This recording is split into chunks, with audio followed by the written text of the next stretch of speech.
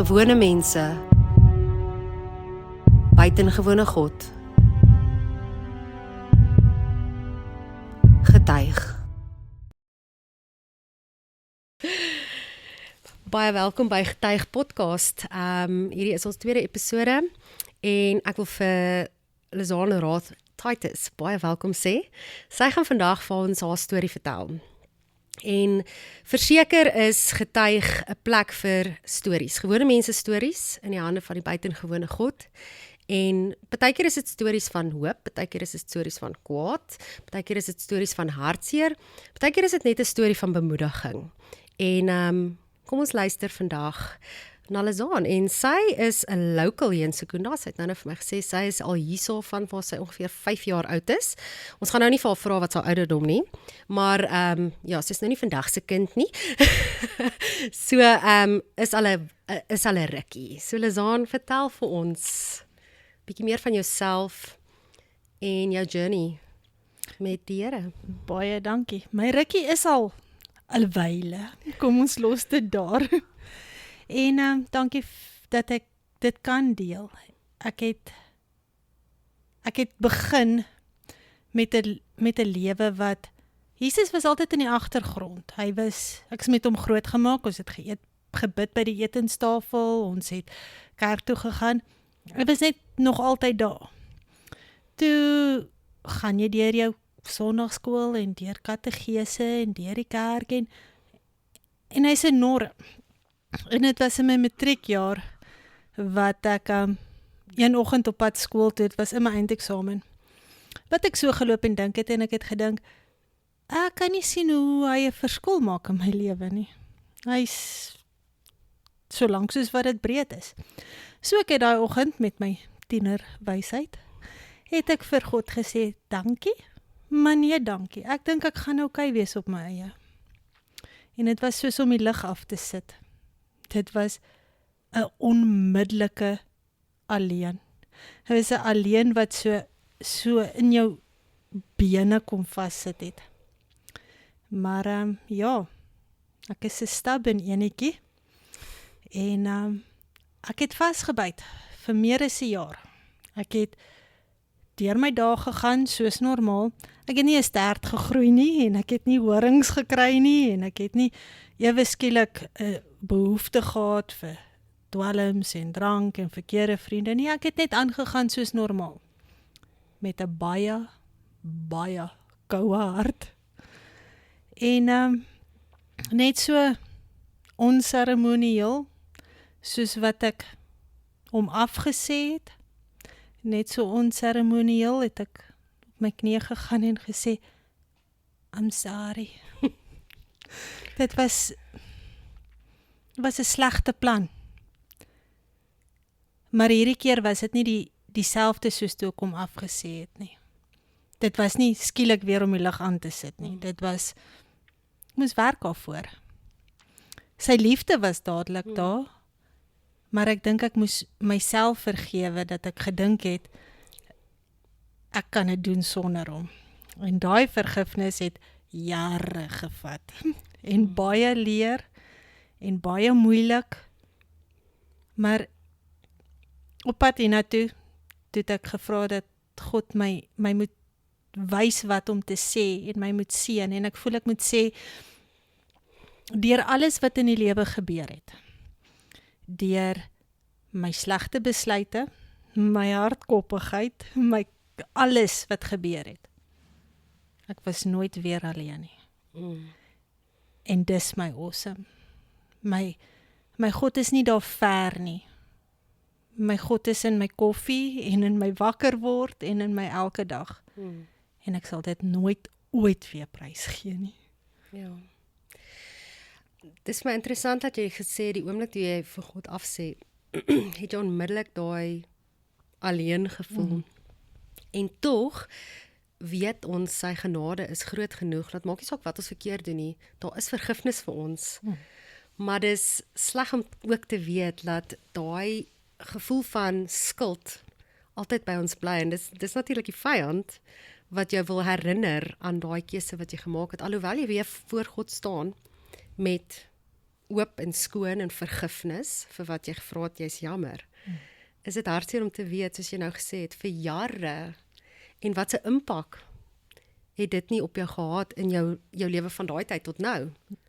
Dit was, ek dink dit is die single most important moment. Daai besef jy was verkeerd en jy was verkeerd. Ja. En dit het 'n rukkie gevat. Maar wat saam met dit gekom het vir my, wat ek aan vashou is, God is so 'n gentleman. That's very true. Nie eers het hy probeer vashou, of hy het, maar dit het in daai oomblik nie vir my so gevoel nie. Was nie soos jou typiese tiener break-up, wat die een na die agter die ander een aanhardloop en nee, Ja. moenie. He left. He let you go. Hy Let het- you go in the sense van uit jou spasie gegee. Ja, hy het dit laat voel as if he left. Ja. En daar was nêrens wat hy homself in my keel gat probeer afforceer het nie. Ek was alleen vir so lank. En regdeur die lewe tot nou toe. He's always been a gentleman.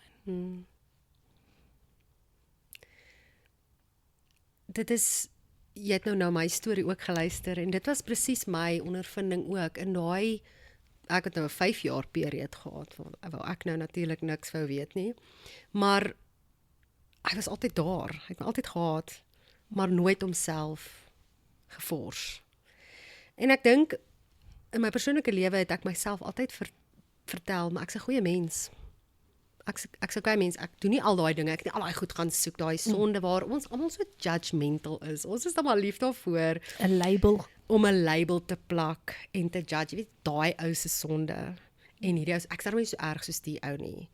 Maar sonde bly sonde en die feit as ons onsself, as ons God verwerp, dan het ons 'n probleem in my opinie. 'n groot. 'n groot probleem.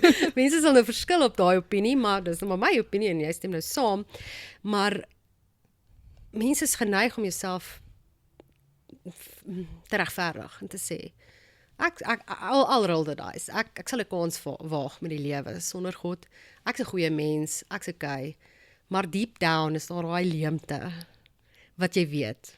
Something's missing. En jy weet, baie mense raak half die pad byster op soek om daai leemte te vul.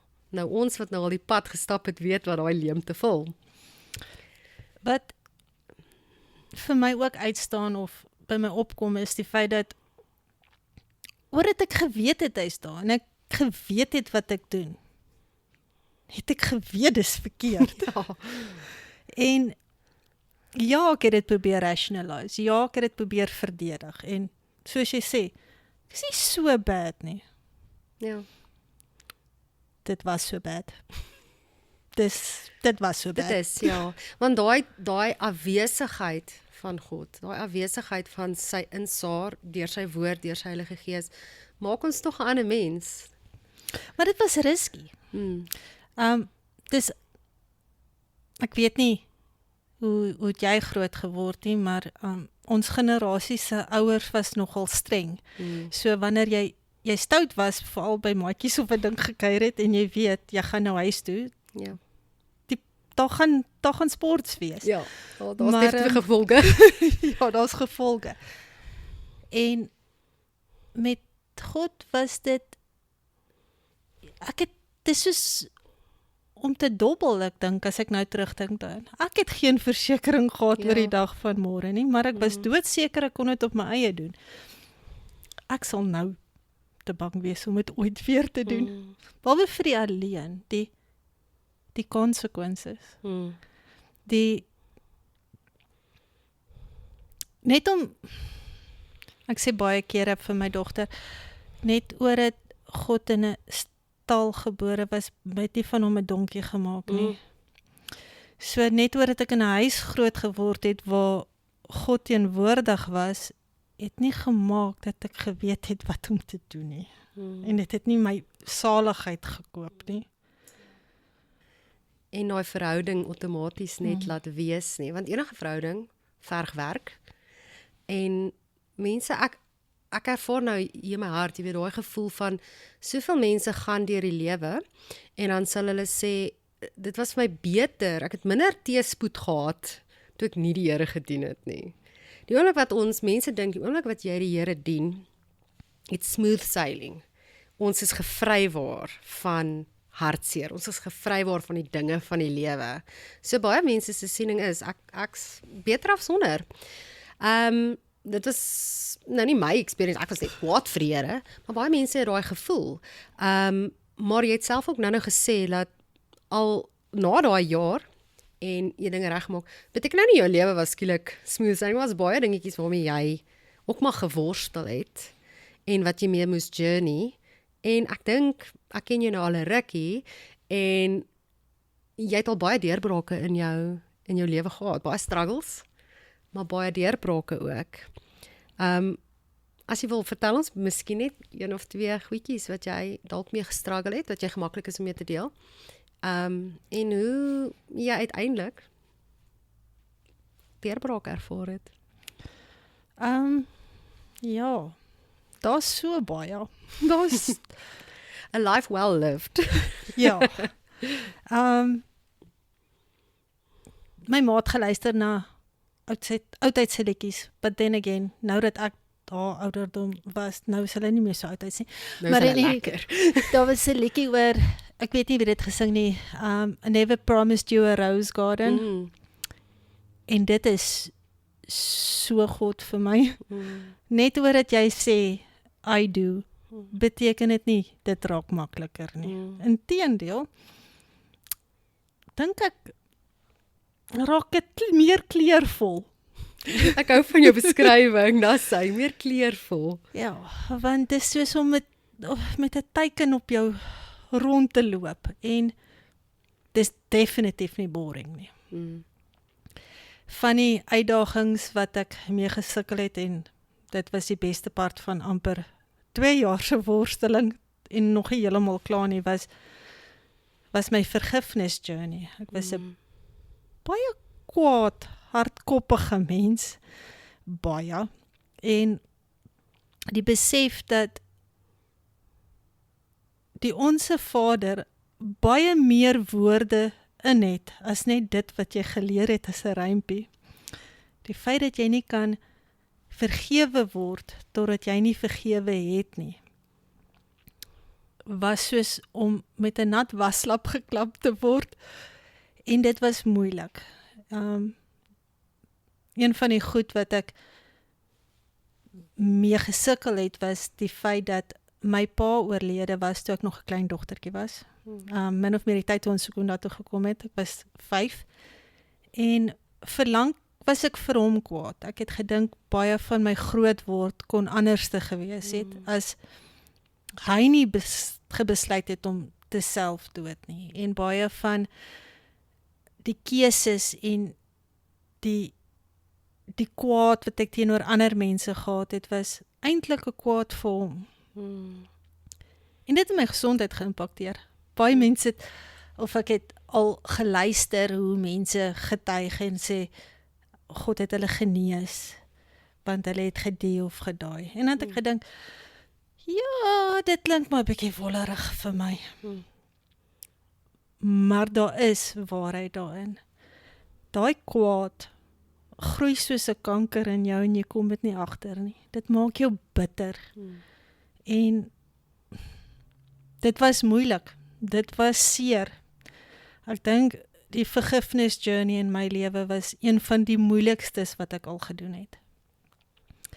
Behalwe dat dit humbling was dit vir my 'n belewenis om myself in sy skoene te sit en te probeer verstaan, om empatie te hê. En dit is 'n ou klein stukkie van hoe groot ek dink God se hart is vir ons. Hy het op die kruis gesê, hy het op die kruis empatie gehad vir ons wat hom so geverniel het. En om daai klein bietjie empatie toe te pas, dit het my juk soveel ligter gemaak en my dae soveel beter. Yes. Dit is my wonderlik om dit te hoor. Ek het daai selfde ding gehad met unforgiveness. En dis presies wat jy sê, dit is soos 'n kanker wat in jou groei en daai bitterheid. En bitterheid is 'n ding wat is van daai smake wat nogal erg is, weet ek. Jy kan bietjie sout, as jy te veel sout in jou kos het, gooi ietsie by, maak 'n bietjie meer, dit absorbeer daai sout, selfs met soet of wat ook al. Maar as daar bitter in iets beland, dan is dit eintlik maar 'n lost cause, en dit kring uit. Dit affekteer alle fasette van jou lewe. Dit affekteer jou eie joy, wat weer oorspoel na jou verhoudings met jou kinders, met jou werksmense, wherever. En baie keer is daai kwaad is net, jy moet bietjie sit en gaan, soos jy sê, empatie kry en indink, en die blame op die regte plek plaas. Maar ek was besitlik oor my bitter. Dit was my bitter. Ja. My eie persoonlike stukkie sleg wat ek nie wou laat gaan nie. Ek het entitled gevoel daartoe. Dit is presies, jy oortuig jouself, maar ek is geregverdig op daai bitter. Ek is geregverdig want ek het onder daai seer gelei. Daai persoon het dit aan my gedoen, is myne. Ek kan dit dra. Een van my gunsteling goed wat ek hier, en miskien het ek dit al vir jou vertel, maar ek vertel dit gereeld vir mense as hulle by die winkel kom salwingsolie koop. Ons verskaffer het eendag, ek was by een van haar werkswinkels gewees en sy het vir 7 jaar lank het die Here gelei net om mirre te bestudeer. Mirre. En by die werkswinkel, en ek dink sy vertel dit nogal gereeld, maar dit was my so iets wat my, dit is seker omtrent al 7-8 jaar later, dit bly my by. Waar sy verduidelik van mirre. Mirre is, dit word algemeen gebruik vir parfums en goed. Dit het 'n baie lieflike soet reuk, maar is 'n ontsaglike bitter ding as jy hom proe. En sy verduidelik dit so, dan sê sy, mirre word slegs 3 keer genoem in die Nuwe Testament. En dit was die eerste keer by Jesus se geboorte, wat ons nou weet is, hy is gebring as 'n geskenk. Die tweede keer aan die kruis, waar hulle die mirre meng met die asyn of die wyn, en die doel daarvoor is om dan as 'n verdowingsmiddel gebruik te word, en dan die derde keer by sy graf, wat hulle mirre dan ook gebruik het om die liggame te balsem vir die begrafnis. Nou verduidelik sy, al 3 kere was Jesus, het hy nie self die mirre ontvang nie. Die eerste keer het sy moeder dit ontvang, die tweede keer het hy dit geweier. En die rede hoekom hy dit geweier het, is omdat hy dit wat hy aan die kruis vir ons gedoen het, het hy by sy volle bewussyn gedoen. Hy wou nie kort pad vat en nie pyn ervaar. Hy het dit gedoen vir ons. En die derde keer was sy liggaam natuurlik dood, so hy kon dit ook nie ontvang nie, maar hy het dit gebruik. Nou verduidelik sy so dat die Here het toegang tot alles. Alles is syne. Hy kan enigiets laat gebeur. Maar wat hy nie kan doen nie, is ons bitterheid vat. Ons moet ons bitterheid vir hom gee. En ons kan dit hou en vashou en onsin. Maar wanneer ons dit vir hom gee, kan hy dit omswaai in 'n lieflike geur. En dit is baie keer nodig vir ons om daai bitter wat ons voel is regverdig, is onsin, dit is deel van ons. Dit is eintlik al deel. Ons maak 'n deel van ons identiteit.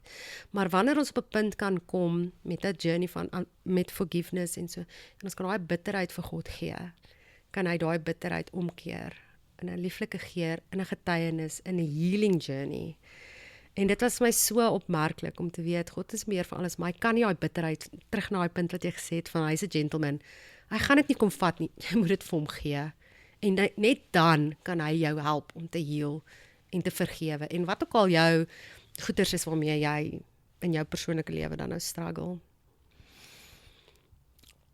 Iets wat ek ook op 'n harde manier geleer het. Ja, wat jy sê is waar, hy vat graag wat jy vir hom gee en hy verrig wondere daarmee. Op sy tyd. Ja. Op sy tyd en op sy manier en op die ouende werk het 100% beter as dit wat jy voorgevra het. Maar net oor het jy vandag besluit jy wil vergewe, beteken dit nie jou hart het die memo gekry nie. Dit gaan 'n bietjie werk vat. That is very true.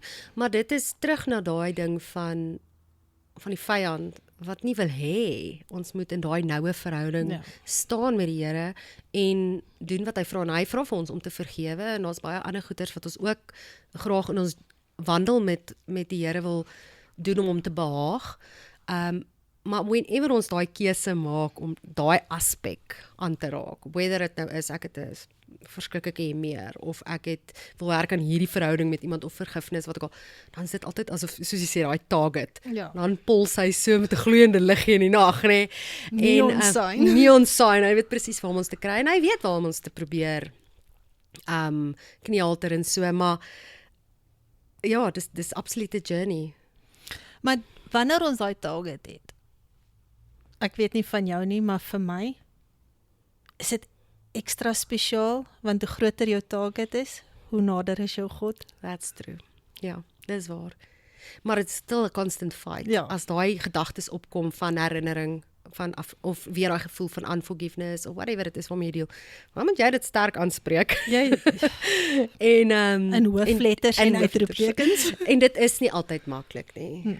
Maar it's possible. And it's worth it. And it's worth it. And you're not alone. Klink vir my heel awesome. Daarmee stem ons saam. Ag, dis awesome. Dit is my altyd lekker om met jou te gesels. Jy het nou gesê die lewe raak kleurvol, maar jy is vir my so kleurvolle mens, behalwe dat jy altyd mooi kleurvol aantrek ook. Ek geniet dit om met jou te gesels, want jou woordeskat en jou manier van dinge sien en vertel is vir my so lekker. Altyd so lekker ook in Afrikaans en kleurvol en so ek geniet van dit. Woorde, maar partykeer kom hulle maar bietjie krom en skeef uit. Maar dis ook partykeer nodig. Ja. So dit is vir my lekker om met jou te gesels. Is daar enigiets anders, enige laaste woorde wat jy miskien sal wil share vir iemand rondom unforgiveness, die journey, net om alles saam te vat en te bemoedig? Ek dink iets wat hierdie week trending in my lewe is die feit dat waarever jy mee sukkel, of waar jy is, of waardeur jy gaan, of maak nie saak wat aangaan nie. God's klaar daar. He's got you. Awesome. Net dit. Baie dankie. Baie dankie dat jy gekom het en met ons gesels het. Ek weet verseker dat dit wat jy vandag gesê is, bedoel is vir iemand daar buite, wat dit moet hoor, en wat deur jou getuienis op hierdie manier, maar op baie ander maniere, weet ons is jy besig, en woeker met allerhande goedjies, maar dat hierdie ook 'n deel sal vorm van jou getuienis nou, dat dit sal vrugte werp vir die koninkryk, maar ja, laat dit net geseën sal wees op jou pad vorentoe.